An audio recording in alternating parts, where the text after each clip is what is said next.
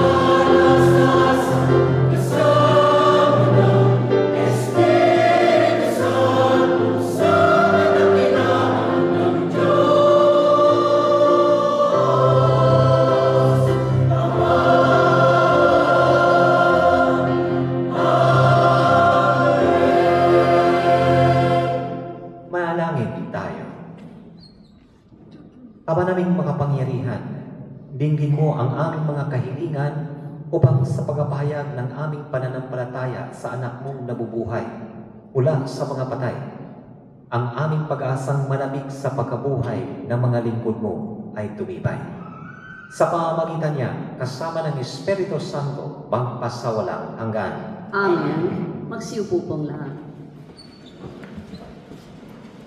Sa unang bahagi nating pagdiriwang ang pagpapahayag ng salita ng Diyos. Naghandog si Judas ng 4 na librang pilak bilang pantubos sa kasalanan ng mga yumao. Sa paniniwalang sa pamamagitan nito, nakakamit ng mga namatay ang kapatawaran ng kasalanan at muling pagkabuhay. Pakinggan po natin ang unang pagbasa. Pagbasa mula sa ikalawang aklat ng Makabeo. Nung mga araw na iyon, nagpalikom si Judas, ang pinuno ng Israel, na mga kaloob na umabot sa halagang 4 na libreng pilak at ipinadala sa Jerusalem upang ihandog na pantubos sa kasalanan. Ginawa ito ni Judas sapagkat naniniwala siya sa muling pagkabuhay ng mga patay. Kung hindi, magiging kahangalan lamang ang ipinalangin pa ang mga namatay na. Dahil buo ang kanyang paniniwala na ang lahat ng namamatay na nanatiling sapat ay tatanggap ng dakilang gantimpala. Ginawa niya ang paghahandog na iyon upang ang pagkakasala ng mga namatay na ito ay patawarin. Ang salita ng Diyos. Salamat sa Diyos. Salmong tugunan. Panginooy nagmamahal at mawain sa tanan. Panginooy nagmamahal at maawain sa tanan. Kay ganda ng kalooban, mahabagin itong Diyos. Kung magalit ay banayad, kung umibig na may lubos.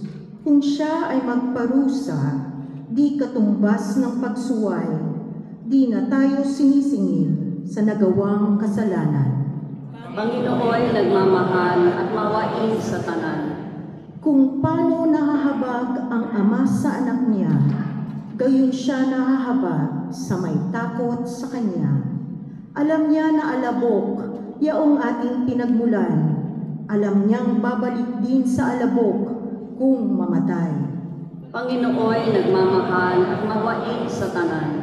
Ang buhay ng mga tao'y parang damo ang katulad, sa parang ay lumalago na animo ay bulaklak.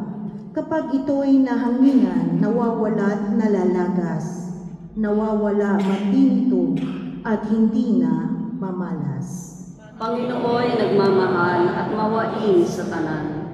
Ngunit ang pag-ibig ng Diyos ay tunay na walang hanggan. Sa sino man na sa Kanya'y may takot at pagmamahal. Ang matuwid niyang gawa ay wala ring katapusan. Yaong magtatamo nito'y ang tapat sa kanyang tipan at tapat na sumusunod sa bigay na kautusan. Panginooy nagmamahal at maawain sa tanan.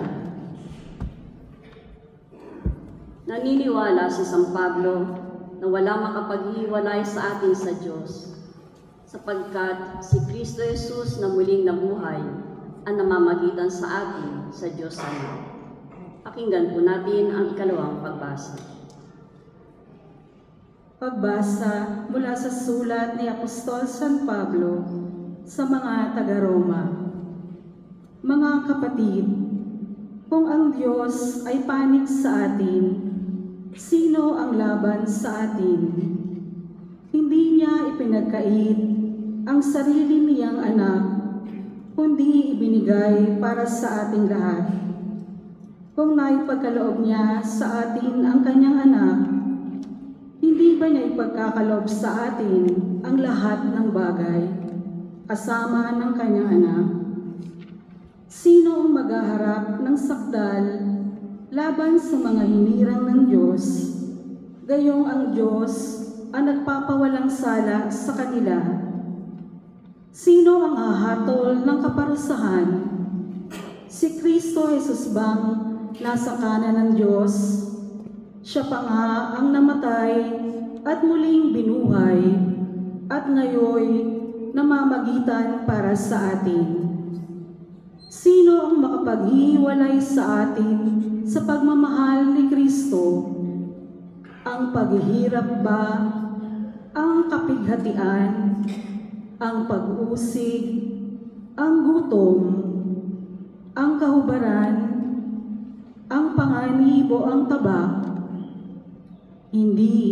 Ang lahat ng ito'y kayang-kaya nating pagtagumpayan sa pamamagitan niya na nagmamahal sa atin, sapagkat natitiyak kong ang kamatayan, ang buhay, ang mga anghel, ang mga pamunuan, ang mga bagay sa kasalukuyan, ang mga bagay na darating, ang mga kapangyarihan, ang kataasan, ang kalaliman, o ang alinmang nilalang ay hindi makapaghiwalay sa atin sa pag-ibig ng Diyos. Pag-ibig na ipinadama niya sa atin sa pamamagitan ni Kristo Jesus na ating Panginoon. Ang salita ng Diyos. Salamat sa Diyos. Magsitayo po ang lahat.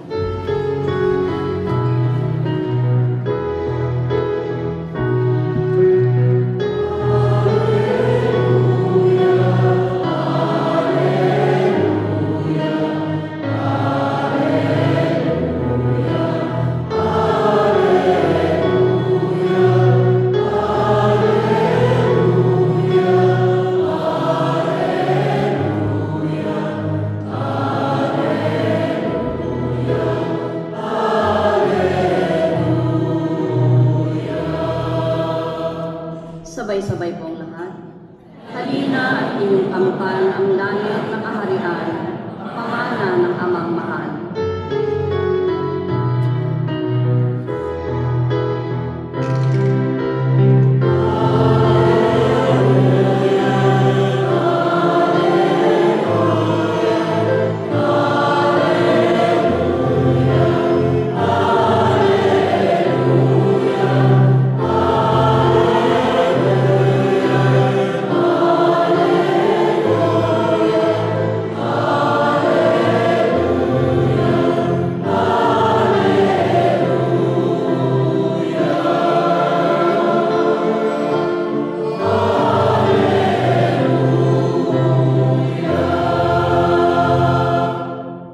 Sumainyo ang Panginoon.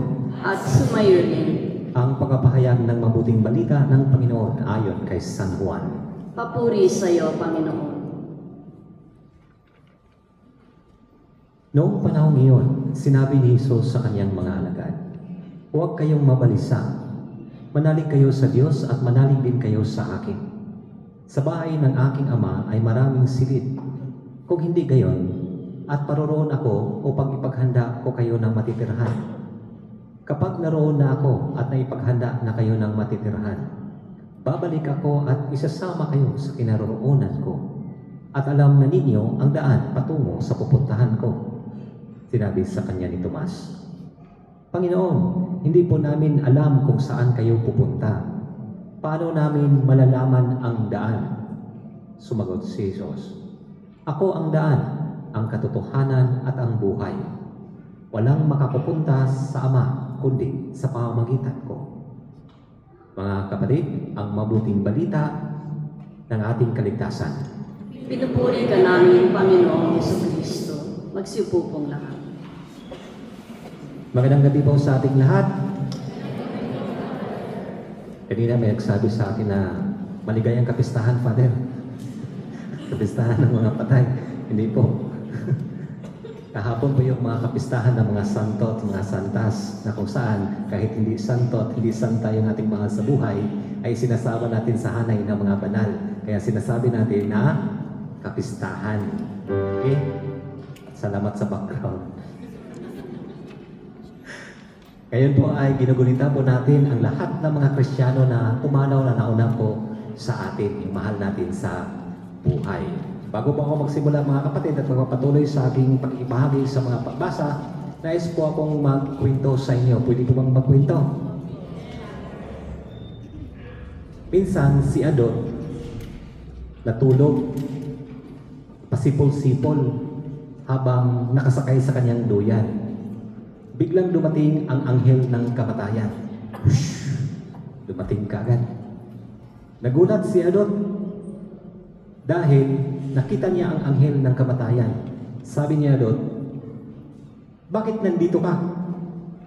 Sabi ng anghel ng kamatayan, Adot, nandito po ako dahil nandito po ang talaan o listahan ng kukunin ko at oras mo na. Nalungkot si Adot. Ang sabi niya sa anghel ng kamatayan, pwede po bang bigyan mo ako ng maikling panahon para makapagsulat po ako ng aking last will of testament? Napaisip ang anghel. Sabi ng anghel, pakainin mo muna ako. Nagutom ang anghel.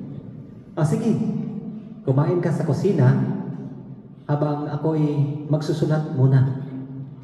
Pumunta ang anghel sa kusina at kumain. Nabusog ang anghel, tapos binigyan ni Adot ng konting inumin. At uminom din ang anghel. Katapos uminom ng anghel, nakatulog ang anghel. Sabi ni Adot, ayos.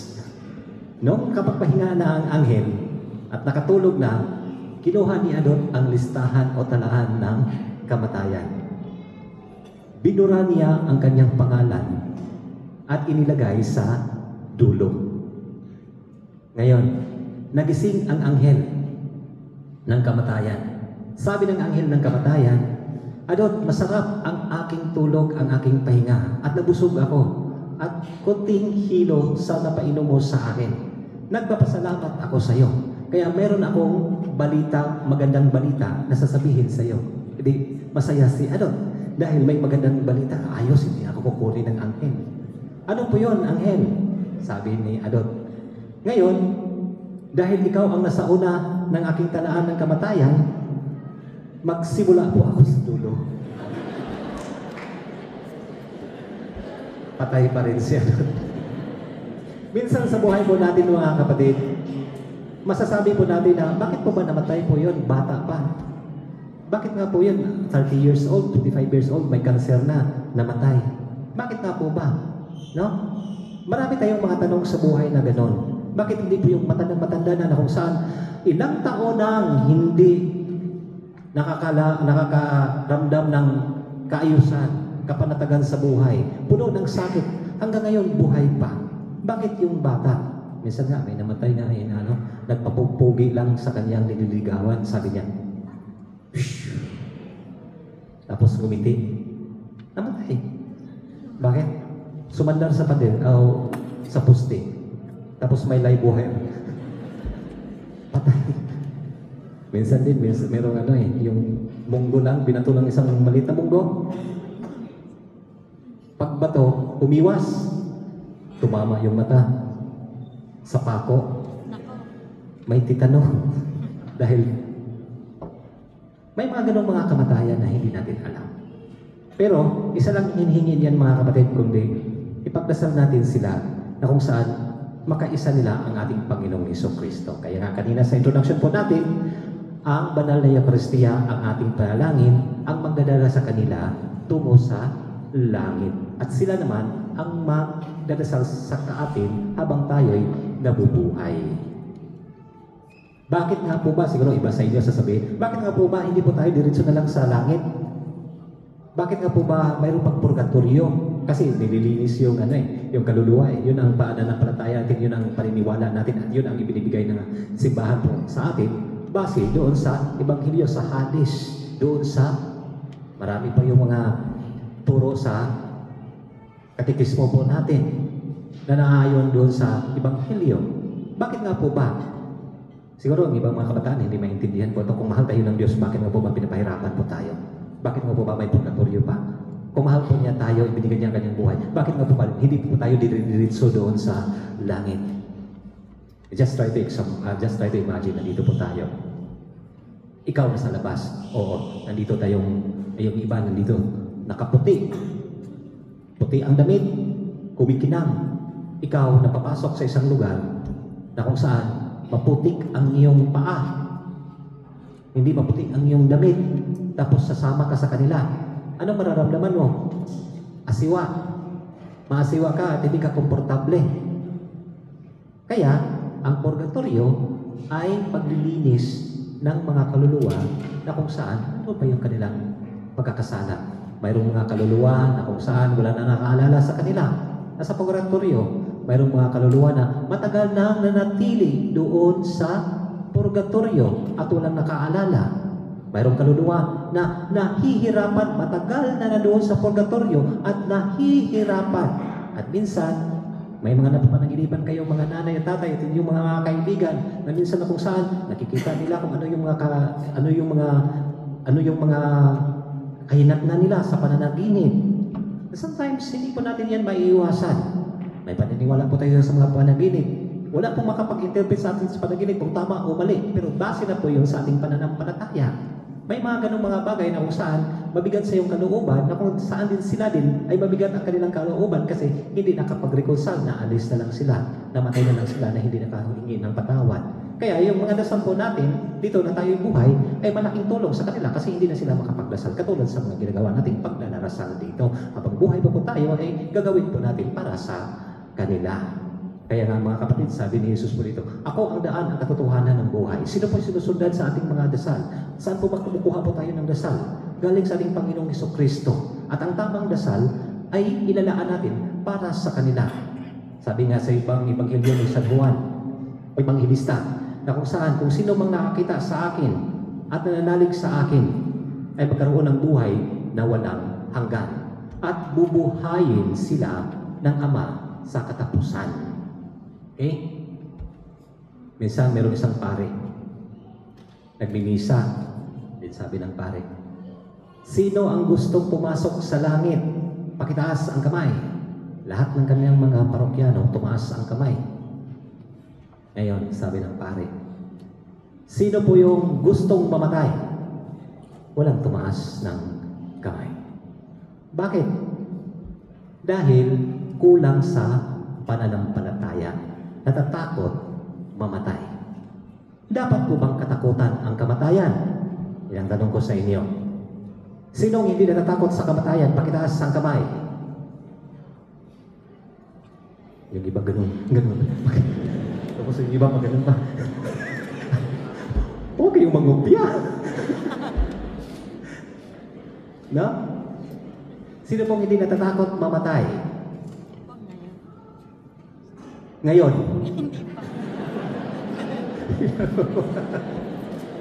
Okay.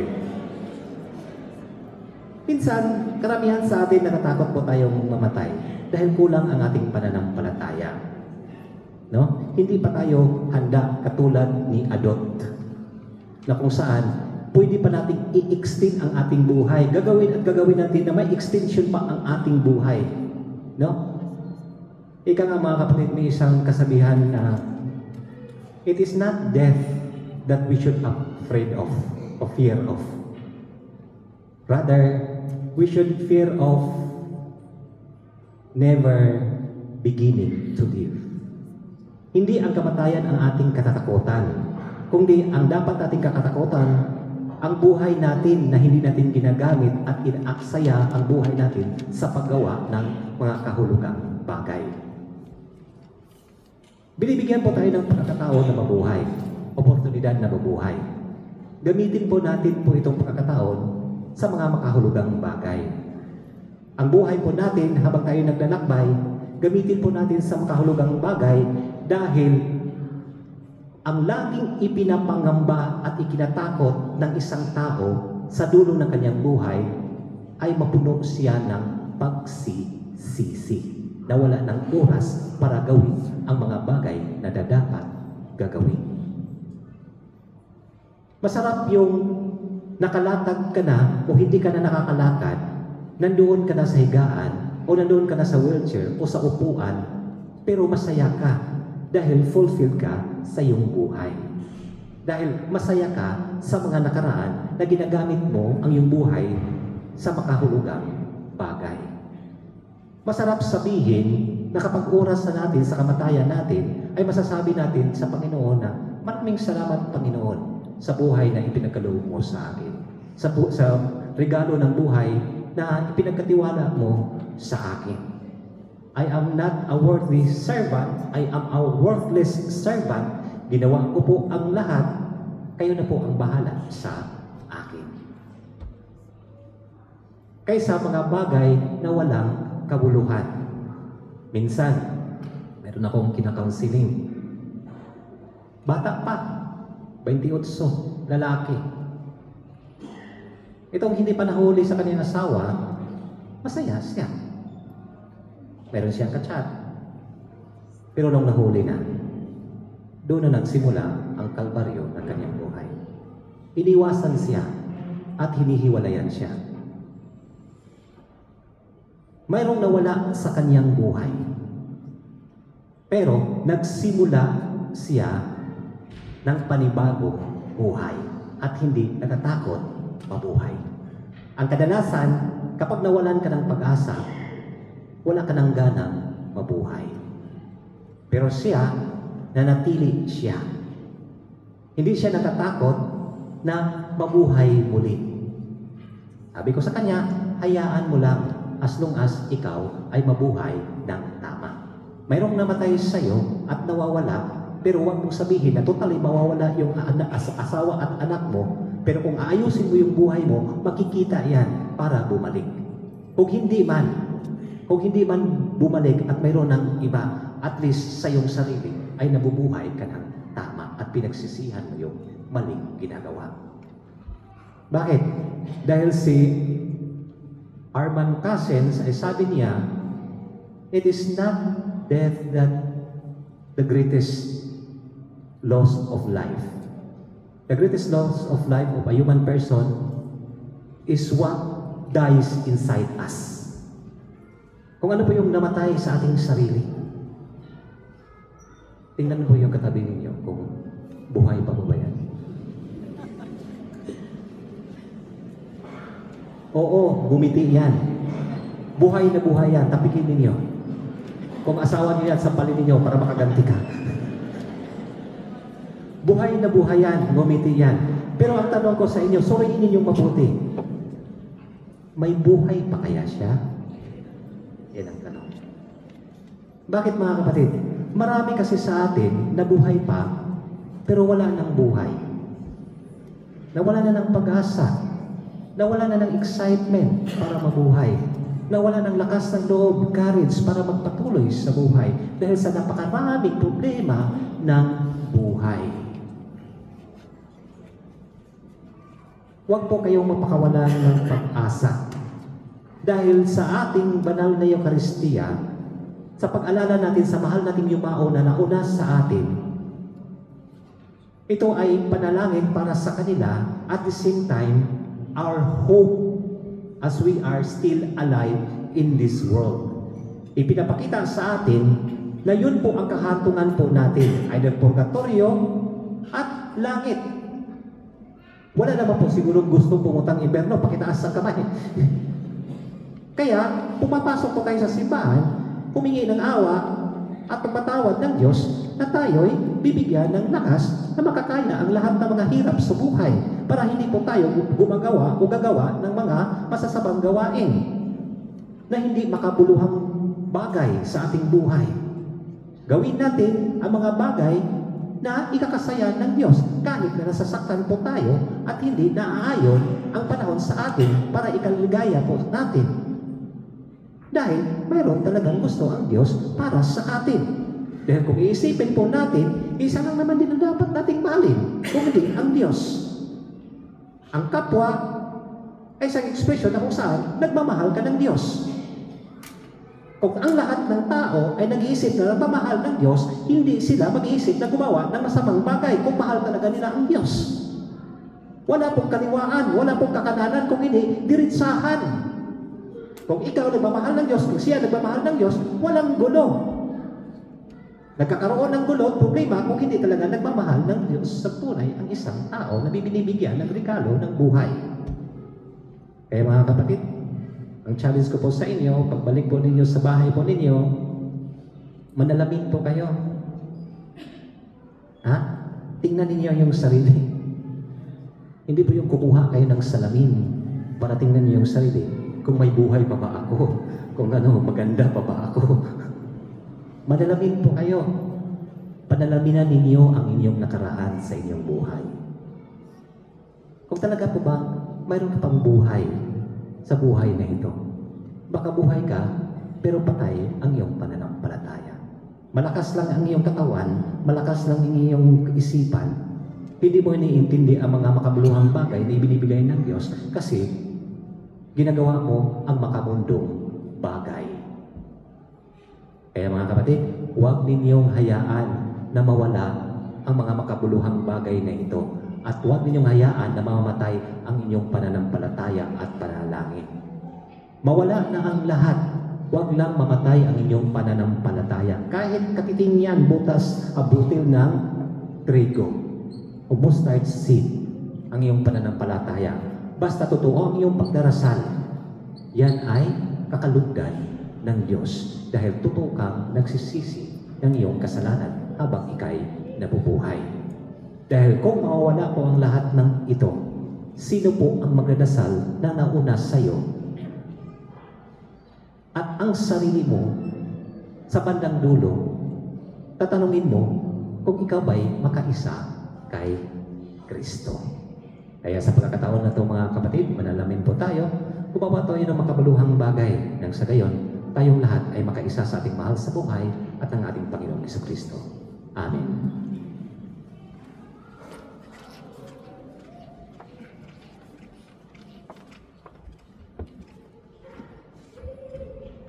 Tayo po na.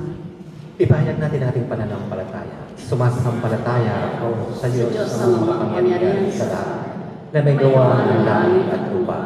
Sumasampalataya ako kay Jesucristo, iisang anak ng Diyos, Panginoon nating lahat. Nagkatawang tao siya ng Espiritu Santo. Ipinanganak ni Santa Maria Virgen. Pinagpakasakit ni Poncio Pilato.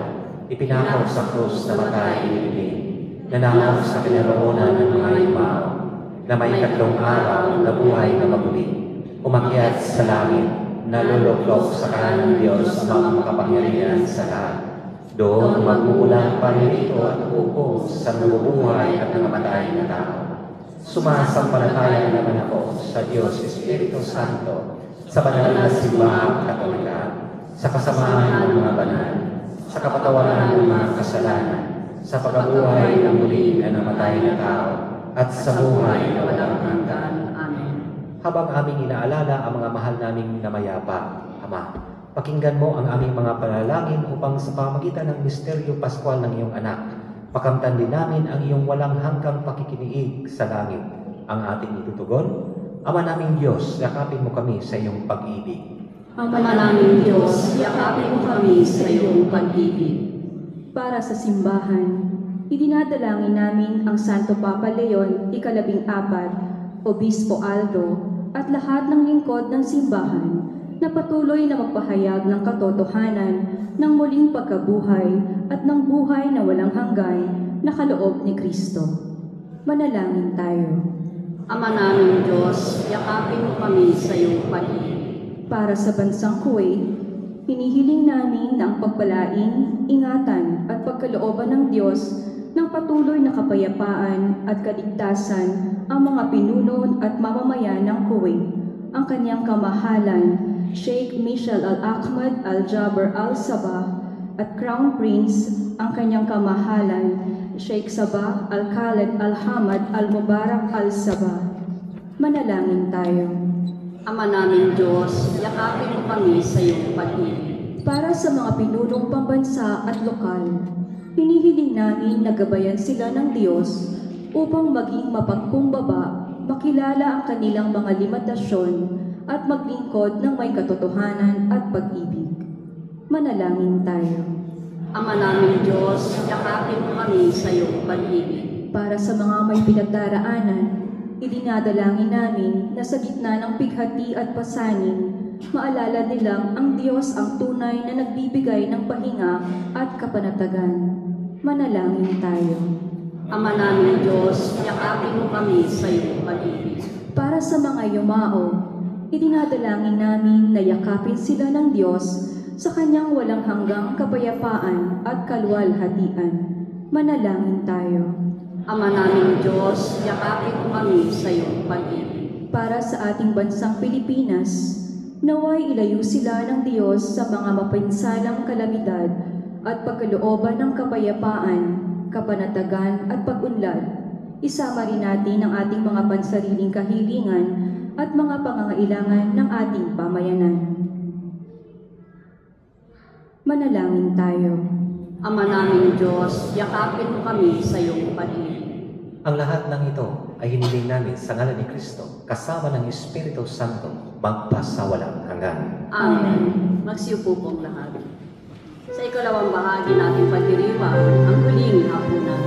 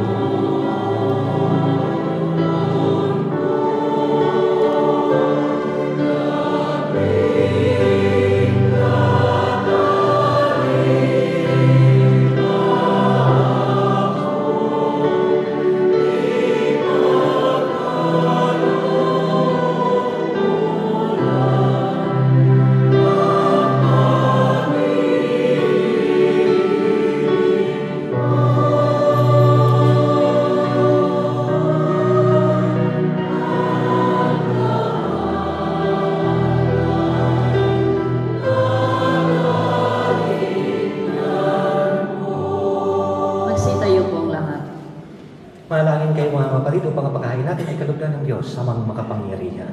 Tanggapin nawa ng Panginoon itong paghahain sa iyong mga kamay, sa kapurihan niya at karangalan sa ating kapakinabangan at sa buong sambayanan niyang banal. Ama naming lumikha, ang aming mga alay ay iyong kalugdan upang ang mga pumanaw ay may akyat sa kaluwalhatian sa piling ng iyong anak. Nakaugnay namin ngayon dahil sa kanyang pakikisamang matapat bilang tagapamagitan kasama ng Espiritu Santo magpasawalang hanggan. Amen. Sumainyo ang Panginoon. At sumayo rin. Itaas sa Diyos ang iyong puso at diwa. Tinaas na namin sa Panginoon. Pasalamatan natin ang Panginoon ng ating Diyos. Marapat na siya ay pasalamatan. Ama naming makapangyarihan, tunay ng marapat na ikaw ay aming pasalamatan sa pamamagitan ni Jesucristo na aming Panginoon. Sa gabi ng kamatayan ay pag-asang sumisilag ang muli niyang pagkabuhay na aming kinabukasan. Loob namin lumalakas ngayong aming natitiyak na kamatay ay lilipas, di ito ang aming wakas. Sa sandali ng pagpanaw, ikaw ang aming hantungan. Kami ngayon ay namamatay, sa iyo bukas mabubuhay. Kaya kaisa ng mga anghel nagsisiawit ng papuri sa iyo na walang kumpay sa kalangitan. Kami ay nagbubunyi sa iyong kadakilaan.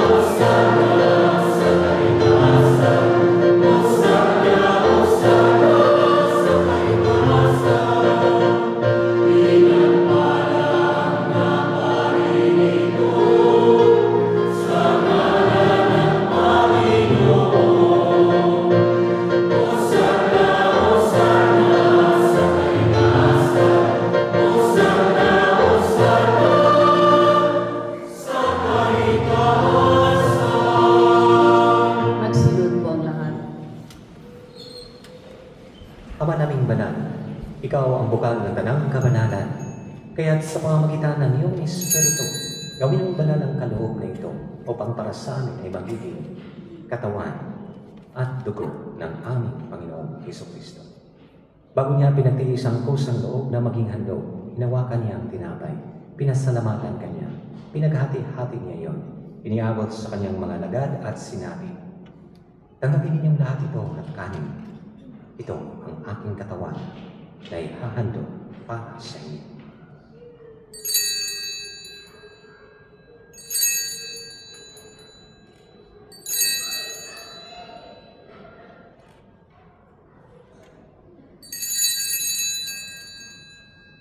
Ngayon din naman, matapos ang hapunan, hinawakan niya ang kalis, muli kanyang pinasalamatan. Iniabot niya ang kalis sa kanyang mga lagad at sinabi, "Tanggapin ninyong lahat ito at inumin. Ito ang kalis ng aking dugo, ng bago at walang hanggang tipan. Ang aking dugo na ibubuhos para sa inyo at para sa lahat sa ikapagpapatawad ng mga kasalanan. Gawin ninyo ito sa pag-alala sa akin."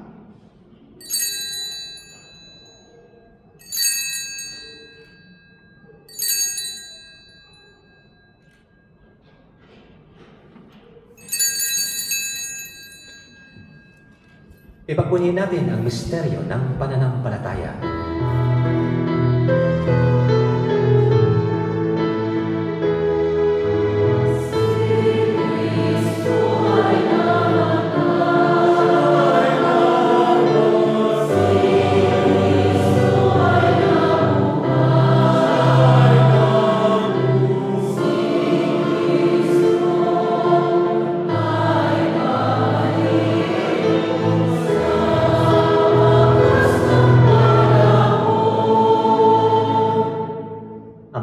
Ginagawa namin ngayon ang pag-alala sa pagkamatay at muling pagkabuhay ng iyong anak.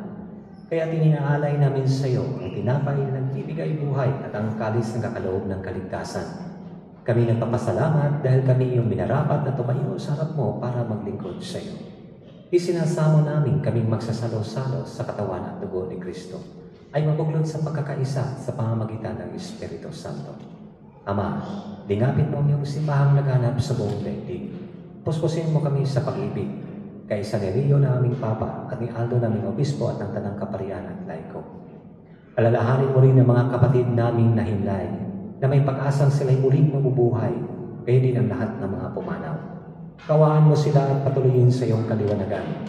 Kawaan mo at pagitapatin kaming lahat na makasalo sa iyong buhay na walang wakas. Kaysa ng mahal na Birheng Maria na Ina ng Diyos, si San Jose na kanyang kalinsinisang esposo, kaysa ng mga apostol at ang lahat ng mga banal na namuhay dito sa daigdig ng kalugod-lugod sa iyo. May pagdiwang nawa namin ang pagpupuri sa ikararangal mo sa pamagitan ng iyong anak na aming Panginoong Hesukristo.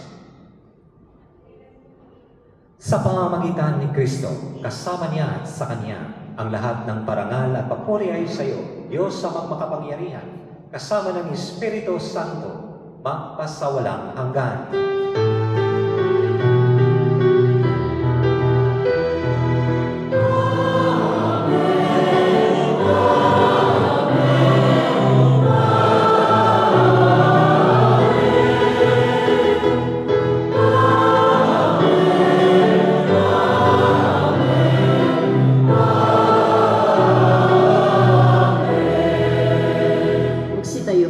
Sa tagubilin ng mga kagaling na utos sa turo ni Jesus na Panginoon natin at Diyos, kahit natin ang lakas loob. Amen.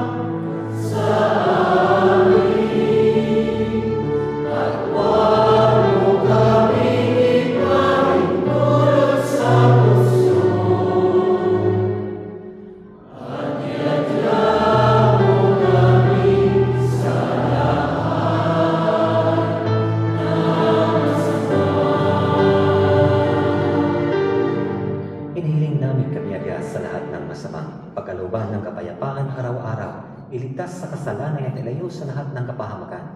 Samantalang aming pinananampihan ang dakilang araw ng pagkapahayag ng tagapagligtas naming si Jesucristo. Sapagkat sa iyo ang kaharian at ang kapangyarihan at ang kapurihan magpakailanman. Amen. Panginoong Jesucristo, sinabi mo sa iyong mga apostol, kapayapaan ang iniiwan ko sa inyo. Ang aking kapayapaan ang ibinibigay ko sa inyo.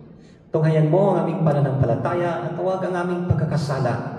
Pagkalooban mo kami ng kapayapaan at pagkakaisa ayon sa iyong kalooban, kasama ng Espiritu Santo, magpasawalang hanggan. Amen. Ang kapayapaan ng Panginoon ay laging sumainyo. At sumayo rin. Mga kapatid, magbigayan mo tayo ng kapayapaan sa isa't isa. Sumayo yung kapayapaan.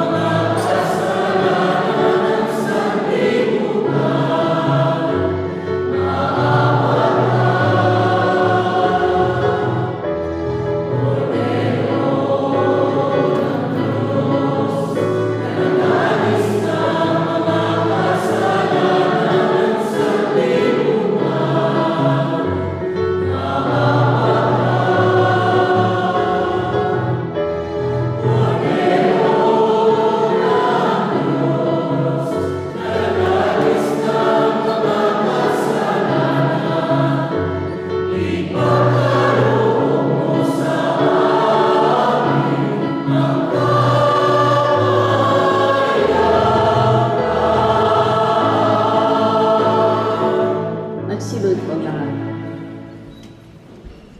Mga kapatid, ito ang kordero ng Diyos. Ang Diyos na nag-aalis ng mga kasalanan ng sanlibutan. Mapalad ang mga inyayahan sa kanyang piging. Panginoon, hindi ako karapat-dapat na magpatuloy sa iyo. Ngunit sa isang salita mo lamang ay gagaling na ako.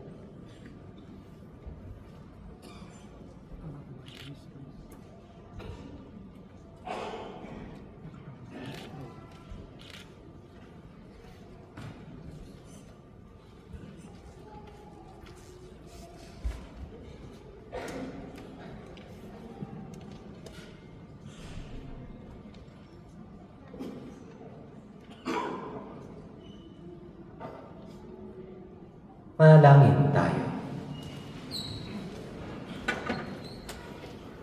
Ama naming mapagmahal, ang mga yumao naway makarating sa iyong tahanang mapayapa at maningning, pakundangan sa ipinagdiriwang naming pagkabuhay ni Jesucristo na naghahari kasama ng Espiritu Santo magpasawalang hanggan. Amen. Magsiupo po muli.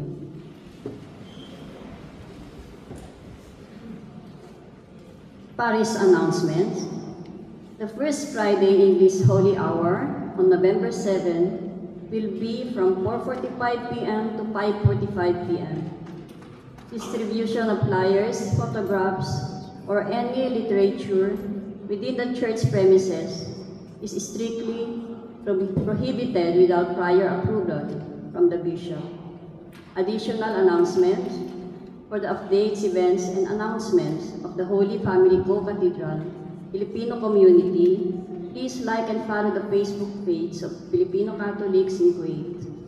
Isang paalala po sa lahat na ingatan po ninyo ang inyong mga personal na kagamitan at siguraduhin wala kayong may iwan na gamit sa loob ng simbahan. Maraming salamat po. Magsitayo po ang lahat. Panalangin para sa lahat ng mga yumao.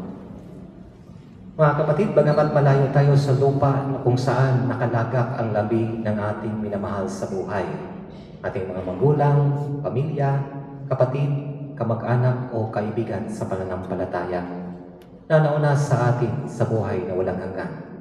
Taimtim na panalangin ang maialay natin para sa kanila sa oras na ito. Manalangin tayo. O banal naming Jesus na nagdusa at namatay ng buong pagmamahal upang tuguson kami ng iyong mahal na dugo para sa buhay na walang hanggan. Alam namin na buhay ka at nakikinig sa aming pagsumamo at ang biyaya ng katubusan ay nag-uumapaw. Kaya nga patawarin mo o lubhang mawaing Diyos ang mga kaluluwa ng minamahal naming yumao. Magitin natin sa ating isipan ang ating mga mahal sa buhay.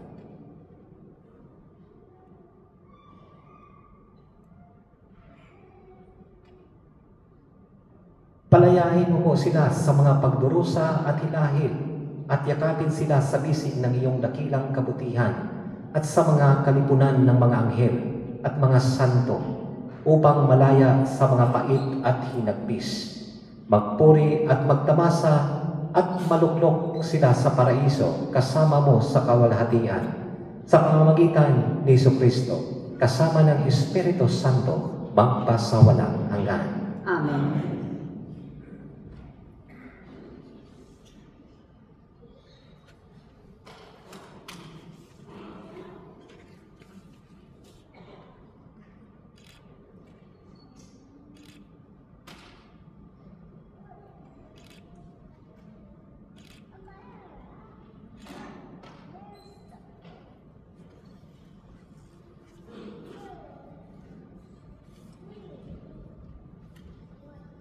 Sumainyo ang Panginoon. At sumayo rin. Iyo po ang inyong mauno at tanggapin ang pagpapala ng Diyos.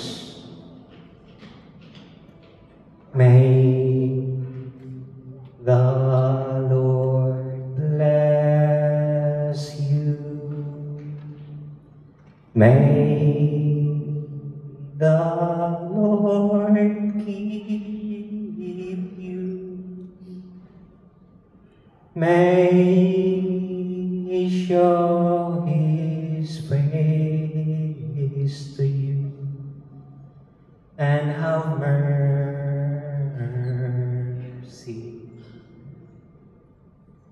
The Lord bless you. The Lord keep you. May He show His countenance and give you peace. The Lord bless you. At pagkapalain kayo at ang buong pamilya ninyo sa ngalan ng Ama at ng Anak, at ng Espiritu Santo. Amen. Tapos sa ating banal na pagdiriwang, humayo kayo na puno ng pag-ibig at pag-asa ng ating Panginoong Hesukristo. Salamat sa Diyos. Magandang gabi po sa ating lahat.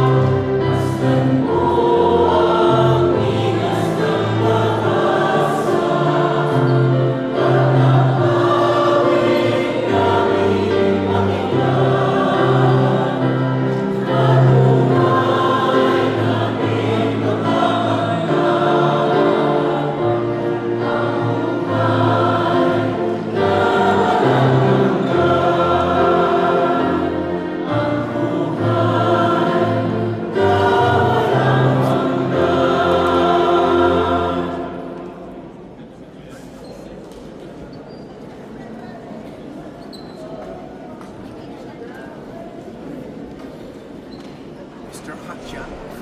Congressman. Ayos.